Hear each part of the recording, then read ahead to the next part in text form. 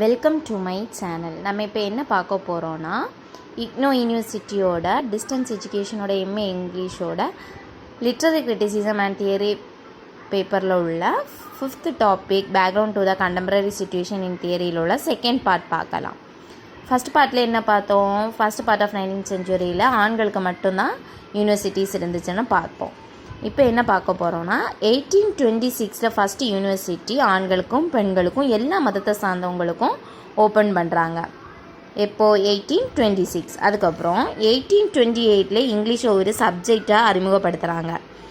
அதுக்கப்புறமா 1829 first English ப்ரொஃபஸராக appoint பண்ணுறாங்க.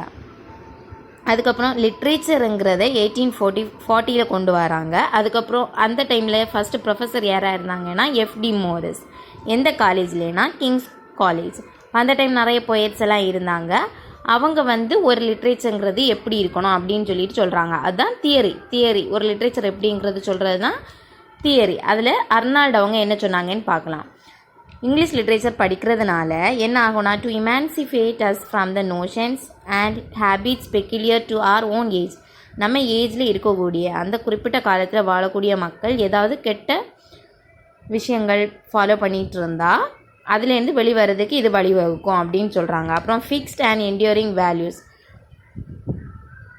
நல்ல மதிப்பு மிக்க செயல்கள் எல்லாம் நிறைய என்ன செய்வாங்க, லிட்ரேச்சர் படிக்கிறதுனால நம்ம டெவலப் பண்ணலான்னு சொல்கிறாங்க. அப்புறம் ஹை மாரலிசம், உயர்ந்த ஒழுக்கங்களை பின்பற்றுவோம் அப்படின்னு சொல்லிட்டு சொல்கிறாங்க. அதுக்கப்புறம் மதமே தேவையில்லை, பொய்ட்ரி போதும் அப்படின்னு யார் சொல்கிறாரு? மேத்யூ அர்னால்டு சொல்கிறாரு. அப்போ பொய்ட்ரி ரீப்ளேஸ் ரிலீஜியன். அப்போ இதுதான் ஒரு தியரி. ஒவ்வொரு பொய்ட்ஸும் ஒவ்வொரு தியரி சொல்லியிருப்பாங்க. அப்போ தியரி உருவாதுக்கு முன்னாடி என்னெல்லாம் இருந்திருக்குன்னு புரிஞ்சுருக்கோன்னு நினைக்கிறேன். Thank you. Please subscribe my channel.